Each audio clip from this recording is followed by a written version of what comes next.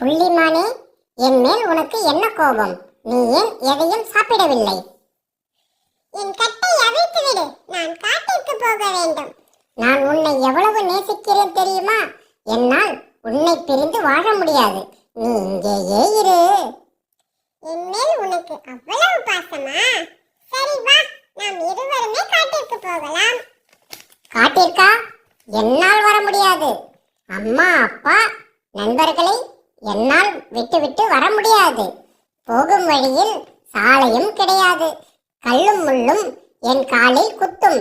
இரவில் வெளிச்சம், அந்த காட்டில் துளியும் கிடையாது. சிங்கம், புலி, கரடி எல்லாம் என்னை துரத்தி கடிக்குமே.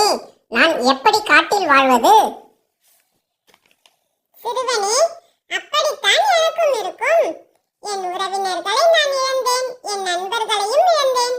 பசுமையான புற்களை தேடி உண்ணவும் முடியவில்லை. காட்டில் என்னை யாரும் கட்டி போட்டு வைக்க மாட்டார்கள். இத்தனை கஷ்டங்களையும் நான் மட்டும் அனுபவிக்க வேண்டுமா? சொல். ஐயோ, என் அறியாமையால் நான் தவறு செய்து விட்டேன். என்னை மன்னித்து விடுமானே. இப்போதே நான் உன்னை விடுவிக்கிறேன். நீ உன் காட்டிற்கு சென்று சுதந்திரமாக வாழ். நன்றி சிறுவனே. நீ என்னை சந்திக்க வேண்டுமானால் இயற்கை என்னை கொடுத்த என் காட்டிற்கு எப்பொழுது வேண்டுமானாலும் வரலாம். மகன் காட்டை நோக்கி போகும் அழகைக் கண்டு சிறுவன் மகிழ்வுற்றான்.